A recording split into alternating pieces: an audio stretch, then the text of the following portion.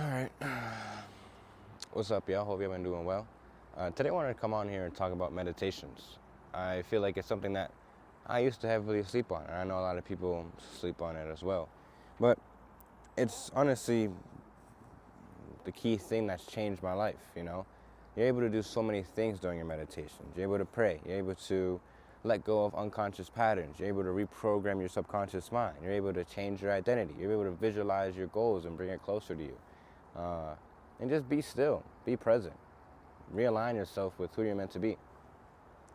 And I think if you're able to master meditations, I believe that's like a good foundation you can have, because like I just said, all those things tie up into what you can do during meditations. And a lot of people ask me how I meditate for so long, because if you didn't know, I meditate for at least an hour a day, 30 minutes in the morning, 30 minutes at night. And it's just to prime me when in the beginning of the day. I like to get in a higher state of mind. I like to remind myself who I'm meant to be, reveal who I'm meant to be. And then at the end of the day, I go to sleep while reprogramming my subconscious mind. I go to sleep remembering my future, remembering that version of myself that I'm becoming, that I am, truly. And so yeah, that's why I meditate for so long. And also it gives me alone time with God. I'm able to be still, be present, maybe even plan out my day. You can do so many things in meditation, but a lot of people like to complicate it. And I want to go over here and just simplify it for you guys, because a lot of people believe when you go into meditations, you need to silence your mind, which my humblest opinions, I don't think you can. I mean, I've been meditating for pretty long now. Not as long as like monks or like some other people, but fairly long. And it's pretty tough for me to consciously silence my mind. You know, I can focus on something and maybe that will silence everything else. But even so, like sometimes I have like random playlists playing in my head. I don't know if you guys have the same problem or same experience. Now I'm getting a little better at concentrating on what I want to focus on. I'm getting better at concentrating on specific intentions, specific visions of mine. So yeah, it gets a lot easier, you could say. But you got to start with just being consistent. You know, you got to treat your mind like a muscle. Um, Same way I'm working on my concentration every single day, focusing on an intention, focusing on my vision, focusing on who I'm meant to be, and giving time for yourself, because a lot of people like to occupy themselves, whether it's on their phone or just keeping themselves distracted, which I'm not saying it's a terrible thing, but I believe that sometimes you need to have time for yourself. You need to have time to really see what's going on here. You know, if you're overthinking and overstimulated throughout the day all the time, understand that those thoughts are just, they're coming from the ego. The ego's trying to predict, control, keep you alive, whatever, keep you comfortable. Well, we had to switch backgrounds because people just kept walking, and I had to keep stopping, and I didn't want to keep stopping. So I'm pretty sure I was talking about overthinking. I'm pretty sure I was talking about when you do overthink, you're just getting in the way of what God has for you. So yeah, going to meditation can clear your mind. Even though I said you can't really clear your mind, it can alleviate all those things that you're getting so caught up with in the world. You can pray to God and ask for peace of mind, and now that's guaranteed. So meditation has many perks, right? And I can give you a quick little demonstration of how you can start meditating. Feet planted flat on the floor. I know you can't see my feet, but believe me, it's there. And then if you want a little chair, you want a little backrest, you can, but heart over pelvis, chin over heart. And you want to obviously close your eyes, breathe in through your nose and out through your mouth. You can, mess around with different breath techniques, but that's honestly the easiest. And make sure you get in a darker environment. Since I'm outside, I put a blindfold on, if anything, just so it's dark. Because you want to be in darkness when you're meditating. I don't know why, it's just what I was told, and it works. So yeah, that's my quick guide. But let's get into the juicy bits, all right? I want to tell you guys how meditation was able to transform my subconscious, be able to reprogram my subconscious, transform my identity, and allow me to align myself with God's will, God's alignment for me, right? God's plan. So, a lot of times, Honestly, I don't know too many struggles with subconscious mind. Honestly, I was kind of just handed the blueprint. So if you have any questions, hopefully this video, answers them. But it gets pretty easy. I say it's pretty easy, but there's obviously some challenges here and there. Now, first, with reprogramming your subconscious mind, you want to understand how it works. I'm gonna give you this little metaphor, all right? Think of your subconscious mind as soil, okay? And anything you pick up, whether it's beliefs, thoughts, and feelings, as seeds.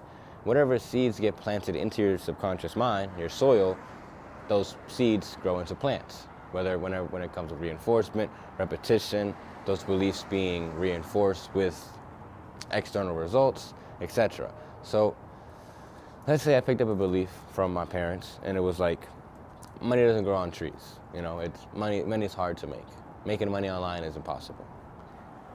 They told me that. I'm naive, I don't know any better. So they told me that, and I started to believe it. It's planted in my subconscious. Then maybe they tell me that a couple more times, so it starts to nurture and grow a little more.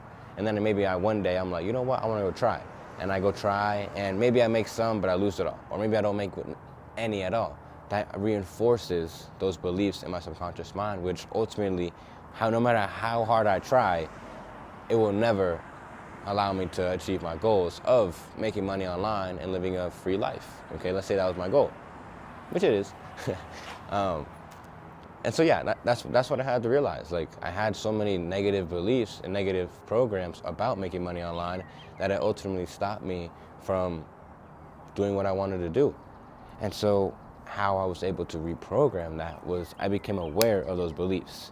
Whenever I heard making money online, I had this automatic doubt, or I had this automatic fear, or automatic just anxiety around it, because it's just all those negative beliefs. Think of it as like toxic weeds, bad plants, whatever bad plants you think are out there. And no, I want you to also know this. I learned this recently. Anything that doesn't bring peace isn't from God.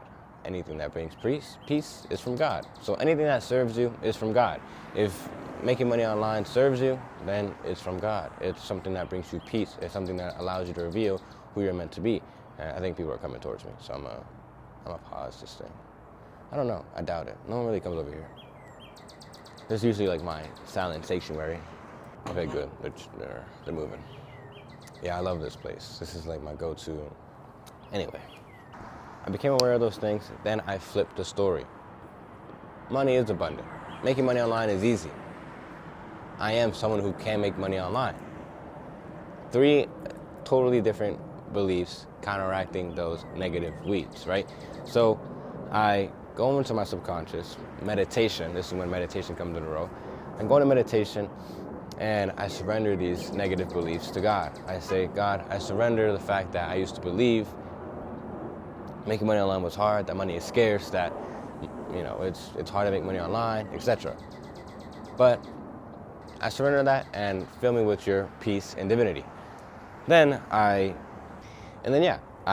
flip that story. I add the belief I add my new plants, I add my new seeds. Money grows on trees. Money is abundant. I make money online. I'm someone who can make money online. I'm confident, etc. Then I continue to repeat this. I continue to feel the feeling. Now, this is very, very important. Feelings come heavily in this, all right? Same way I used to feel fear, doubt, anxiety when I thought about making money online, it's the same way I can feel confident, love, courage, and peace and knowingness with the same exact subject. It's just 2 different feelings. Of course, the positive ones comes with more power, so it overrides those fears and doubts. But those fears and doubts like to seep in every now and then because the ego is losing control of what controlled you. It gets kind of tricky. You might think of it as like a mental warfare, but as soon as you're able to let go of these and surrender these old beliefs, surrender these old patterns, you'll begin to notice they might pop back up, or they might test you, or maybe you're going throughout your day and you unconsciously go back into those old patterns.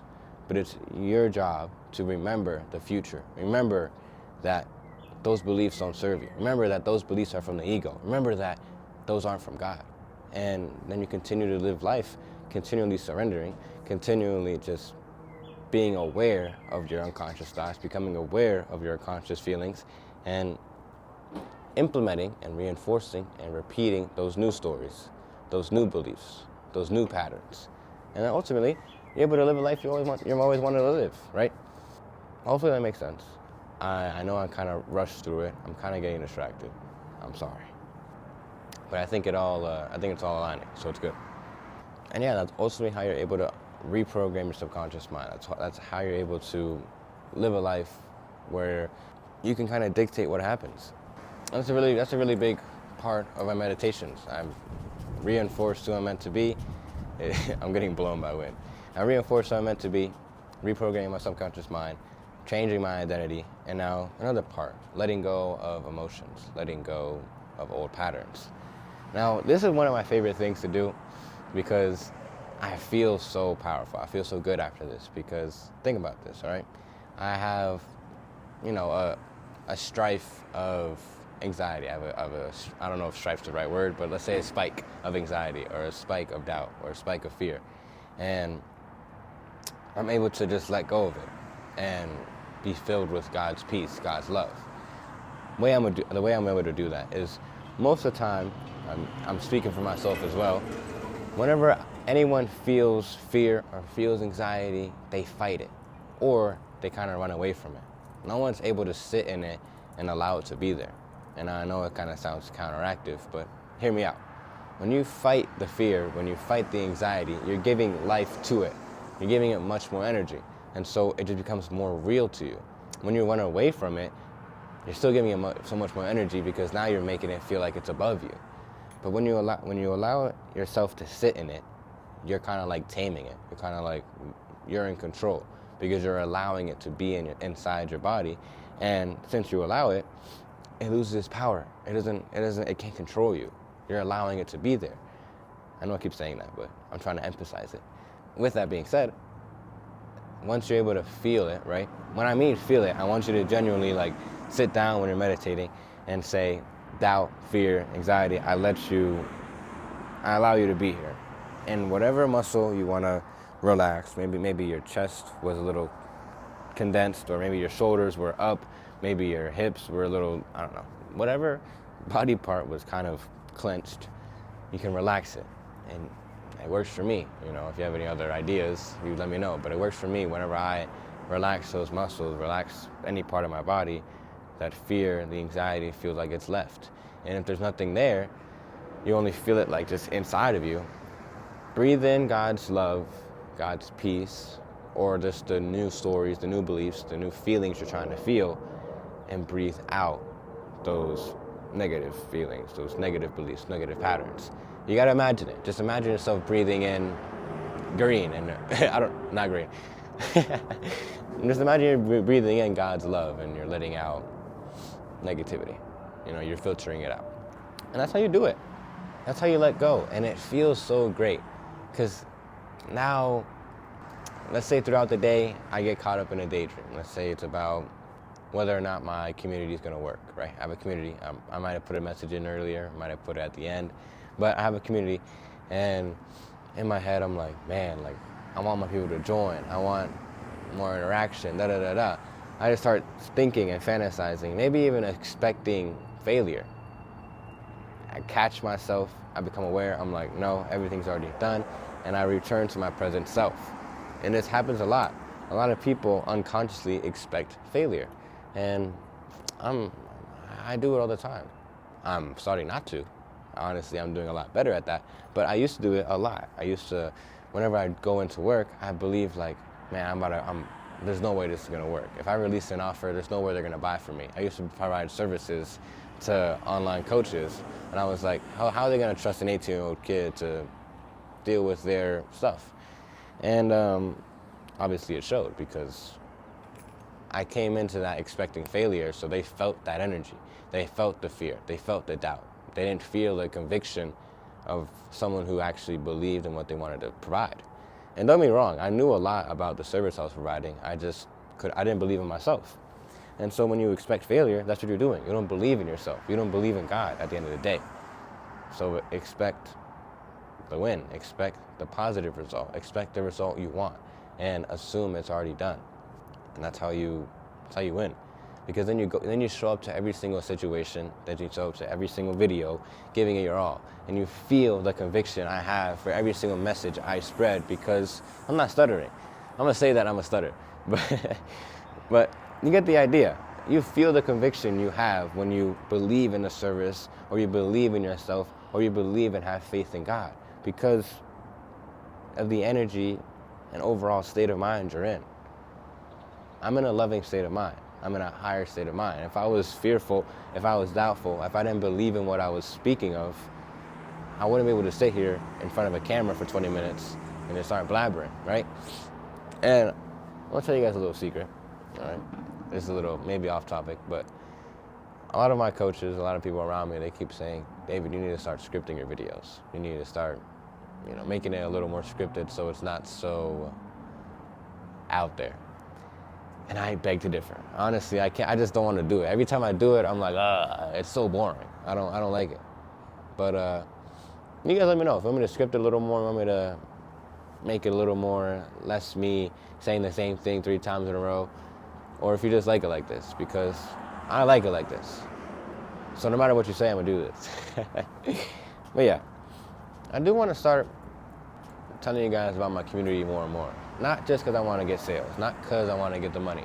I genuinely believe that the videos inside there, the calls I'll have in there, will change people's lives. I'll be able to serve much more people, and especially in a community where I know it's going to be paid. I'm telling you right now, I'm not trying to hide anything, but it's a paid community. But a lot of people, they don't like. I gave out so many free things to people.